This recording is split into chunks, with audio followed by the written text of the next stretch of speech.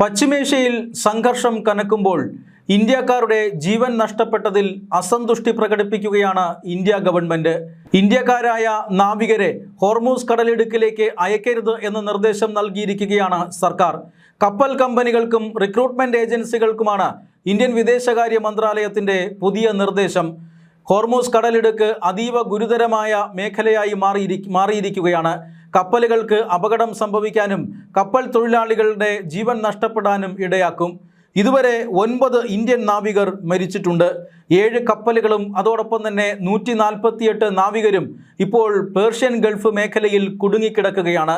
July 7-ാം തീയതിയോടുകൂടിയാണ് വീണ്ടും ഇറാനും അമേരിക്കയും തമ്മിൽ സംഘർഷം ആരംഭിച്ചത്. സമാധാന ചർച്ചകൾ പുരോഗമിക്കുന്നതിനിടെ പൊടുന്നനെ ഇരു രാജ്യങ്ങളും നിലപാട് മാറ്റി യുദ്ധത്തിലേക്ക് വരികയായിരുന്നു. ഹോർമൂസ് കടലിടുക്കിൽ സമാധാന ചർച്ചകൾ നടക്കുമ്പോഴും കപ്പലുകൾക്ക് നേരെ ഇറാൻ ആക്രമണം നടത്തിയത് അമേരിക്കയെ പ്രകോപിപ്പിച്ചു.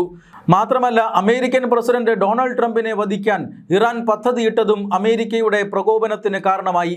അങ്ങനെ അമേരിക്ക ചർച്ചകളെല്ലാം റദ്ദാക്കി ആക്രമണത്തിന് ഇറങ്ങുകയായിരുന്നു. ഹോർമൂസ് കടലിടുക്കിലൂടെയുള്ള കപ്പലുകളെ സുരക്ഷിതമായി കടത്തിവിടാനായി ഇറാന്റെ എല്ലാ സൈനിക ശക്തികളെയും ഇല്ലാതാക്കണമെന്ന് അമേരിക്ക തീരുമാനിച്ചു. എല്ലാ ചർച്ചകളും വഴിയിലുപേക്ഷിച്ച് അമേരിക്കയും കനത്ത ആക്രമണം നടത്തി. തുടർച്ചയായ 5-ാം ദിവസവും അമേരിക്ക ആക്രമണം നടത്തുകയാണ്. അതായത് ഹോർമൂസ് കടലിടുക്കിലൂടെ പോകുന്ന കപ്പലുകളെ ആക്രമിക്കാനുള്ള ഇറാന്റെ ശേഷി ഇല്ലാതാക്കുകയാണ് ആക്രമണത്തിന്റെ ഉദ്ദേശം. ഇറാന്റെ ക്രൂയിസ് മിസൈലുകൾ ശേഖരിച്ചു വച്ചിരിക്കുന്ന കേന്ദ്രങ്ങളിലും റഡാർ സംവിധാനങ്ങളിലും അതുപോലെ തന്നെ ഡ്രോൺ കേന്ദ്രങ്ങളിലുമൊക്കെയാണ് ഇപ്പോൾ അമേരിക്ക കനത്ത ആക്രമണം നടത്തുന്നത്. ഇറാന്റെ സൈനിക ശേഷി ഘട്ടം ഘട്ടമായി ഇല്ലാതാക്കുക എന്ന ലക്ഷ്യത്തോടു കൂടിയാണ് അമേരിക്കൻ ആക്രമണം. കഴിഞ്ഞ 2 ദിവസമായി അമേരിക്ക ആണവ കേന്ദ്രങ്ങൾ പരതി നടക്കുകയാണ്. ആണവായുധങ്ങൾ സൂക്ഷിച്ചിട്ടുണ്ട് എന്ന് കരുതുന്ന നിർണായകമായ ആണവ കേന്ദ്രങ്ങളിലും ഭൂഗർഭ അറകളിലുമെല്ലാം അമേരിക്ക കഴിഞ്ഞ ദിവസം ആക്രമണം നടത്തി. പൂർണ്ണമായും ആണവായുധം കൈകൊണ്ട് തൊടാൻ പറ്റാത്ത അവസ്ഥയിലേക്ക് ഇറാനെ എത്തിക്കുക എന്നുള്ളതാണ് അമേരിക്കൻ ആക്രമണത്തിൻ്റെ ലക്ഷ്യം. ആണവായുധങ്ങൾ ഇറാന് വിട്ടുകൊടുത്താൽ ഇറാൻ പ്രതികാരം ചെയ്യുമെന്ന് അമേരിക്ക ഭയപ്പെടുന്നുണ്ട്. അതുകൊണ്ട് തന്നെ ആണവായുധങ്ങൾ സൂക്ഷിച്ചിട്ടുള്ള എല്ലാ കേന്ദ്രങ്ങളും ഇപ്പോൾ അമേരിക്ക ആക്രമണത്തിന് ലക്ഷ്യമാക്കുന്നുണ്ട്. മാത്രമല്ല, ഇന്ത്യൻ നാവികർ കൊല്ലപ്പെടുന്നതിൽ ഇന്ത്യ ഗവൺമെൻറ് ആശങ്ക അറിയിച്ചിരുന്നു. കഴിഞ്ഞ ദിവസം ഇറാന്റെ ഇന്ത്യയിലെ മിഷൻ ജോയിന്റ് ചീഫിനെ വിളിച്ചു വരുത്തിയാണ് ഇന്ത്യ ശക്തമായ പ്രതിഷേധം അറിയിച്ചത്. ആക്രമണം തുടങ്ങി 2 ദിവസത്തിനകം തന്നെ ഹോർമൂസ് കടലിടുക്കിലൂടെ കടന്നുപോയ 2 UAE കപ്പലുകളെ ഇറാൻ മിസൈൽ ആക്രമണം നടത്തിയിരുന്നു. ഈ കപ്പലുകളിൽ ഇന്ത്യൻ നാവികരും ഉണ്ടായിരുന്നു. 8 നാവികർക്കാണ് പരിക്കേറ്റത്. ഒരാൾ മരിക്കുകയും ചെയ്തു. ഈ പരിക്കേറ്റ 8 നാവികരിൽ 6 പേരും ഇന്ത്യക്കാരാണ്. മരിച്ച ഒരു നാവികൻ ഇന്ത്യക്കാരനാണ്. അതുകൊണ്ട് തന്നെ ശക്തമായ പ്രതിഷേധം ഇന്ത്യ അറിയിക്കുകയാണ്. വാണിജ്യ കപ്പലുകളിലൂടെ യാത്ര ചെയ്യുന്ന ഇന്ത്യൻ നാവികർക്ക് ഇത്തരത്തിൽ ജീവഹാനി സംഭവിക്കുന്നത് ഒരു കാരണവശാലും രാജ്യത്തിന് അംഗീകരിക്കാൻ കഴിയില്ല. ഭാരതീയർ ഈ ലോകത്തിൻ്റെ ഏത് കോണിലായാലും സുരക്ഷിതരായിരിക്കണമെന്നാണ് ഈ സർക്കാരിൻ്റെ നിലപാട്. അതുകൊണ്ട് തന്നെ അപകട മേഖലയായ ഹോർമൂസ് കടലിടുക്കിലേക്ക് ഇനി ഇന്ത്യൻ നാവികരെ അയക്കരുത് എന്ന കർശന നിർദ്ദേശം നൽകിയിരിക്കുകയാണ് ഇന്ത്യ.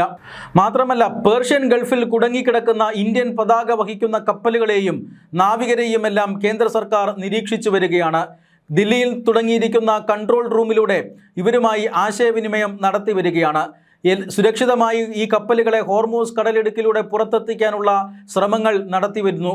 ഒമാൻ പോലെയുള്ള രാജ്യങ്ങളുമായി പ്രവർത്തനം ഏകോപിപ്പിച്ചുകൊണ്ട് രക്ഷാപ്രവർത്തനം ശക്തമാക്കാനാണ് ഇന്ത്യ ഗവൺമെൻറ് ശ്രമിക്കുന്നത്. അതേസമയം അമേരിക്കൻ ആക്രമണങ്ങൾക്ക് മറുപടി ഇറാനും നൽകുന്നുണ്ട്.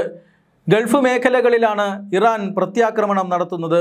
കുവൈറ്റിനും ബഹ്റൈനുമെതിരെ ശക്തമായ ആക്രമണമുണ്ടായി. 4 മിസൈലുകളും 21 ഡ്രോണുകളും കഴിഞ്ഞ 24 മണിക്കൂറിനുള്ളിൽ ഞങ്ങൾ നേരിട്ടുവെന്ന് കുവൈറ്റ് വ്യക്തമാക്കി. ബഹ്റൈനിലെ US-ന്റെ 5-ാം കപ്പൽപ്പടയ്ക്ക് നേരെയാണ് ഇറാൻ നിരന്തരമായ ആക്രമണം നടത്തുന്നത്. 5-ാം ദിവസവും ശക്തമായ ആക്രമണം നടത്തുന്ന അമേരിക്ക ശ്രദ്ധ കേന്ദ്രീകരിച്ചിരിക്കുന്നത് മിസൈൽ സംഭരണ കേന്ദ്രങ്ങളെയും ആണവ കേന്ദ്രങ്ങളെയുമാണ്. ഇറാന്റെ തിരിച്ചടിക്കാനുള്ള ശേഷിയിൽ ഒരു കുറവും വന്നിട്ടില്ല എന്നുള്ളത് അമേരിക്കയെ ആശങ്കപ്പെടുത്തുന്ന മറ്റൊരു കാര്യമാണ്. എപ്പോഴൊക്കെ ഇറാനെ അമേരിക്ക ആക്രമിക്കുന്നുവോ അപ്പോഴെല്ലാം ഗൾഫ് രാജ്യങ്ങളിലെ അമേരിക്കൻ കേന്ദ്രങ്ങളിലേക്ക് ഇറാൻ തിരിച്ച് ആക്രമണം നടത്തുന്നുമുണ്ട്. പക്ഷേ ഇറാന്റെ സൈനിക ശേഷിയെ വ്യാപകമായി ഇല്ലാതാക്കാൻ സാധിച്ചിട്ടുണ്ട് എന്ന് അമേരിക്ക അവകാശപ്പെടുന്നുണ്ട്. മാത്രമല്ല, വരും ദിവസങ്ങളിൽ ആക്രമണം ശക്തമാക്കാനാണ് പ്രസിഡന്റ് ഡൊണാൾഡ് ട്രംപ് ഉത്തരവിട്ടിരിക്കുന്നത്. ഇസ്രായേൽ ഈ രംഗത്തു നിന്നും മാറി നിൽക്കുകയാണ്. ഇസ്രായേൽ ലെബനനിൽ കനത്ത ആക്രമണം നടത്തുമ്പോഴും പഴയതുപോലെ അമേരിക്കയുമായി ചേർന്നുകൊണ്ട് ഇറാനിൽ ശക്തമായ ആക്രമണത്തിന് മുതിരുന്നില്ല. അമേരിക്കൻ പ്രസിഡന്റ് ഡൊണാൾഡ് ട്രംപിനെ വധിക്കാനുള്ള ഇറാന്റെ പദ്ധതിക്ക് തടയിട്ടത് ഇസ്രായേലിന്റെ മൊസാദാണ് എന്ന വിവരങ്ങളും പുറത്തു വന്നിരുന്നു. ഇസ്രായേലിന്റെ രഹസ്യാന്വേഷണ ഏജൻസിയായ മൊസാദ് അമേരിക്കൻ അധികൃതർക്ക് ഈ പദ്ധതിയെപ്പറ്റി വിവരങ്ങൾ ചോർത്തി നൽകുകയായിരുന്നു. അതോടുകൂടിയാണ് അമേരിക്കൻ പ്രസിഡന്റിന്റെ സ്വഭാവം മാറിയത്. ചർച്ചയിലൂടെ കാര്യങ്ങൾ പരിഹരിക്കാമെന്നായിരുന്നു അമേരിക്കയുടെ നിലപാട്.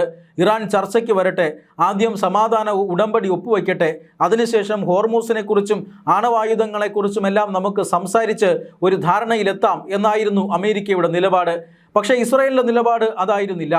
ഇറാനെ നിരന്തരം ആക്രമിക്കണമെന്നാണ് ഇസ്രായേൽ പറഞ്ഞുകൊണ്ടിരുന്നത്. ഒരു കാരണവശാലും വെടിനിർത്തൽ പോലും പാടില്ല.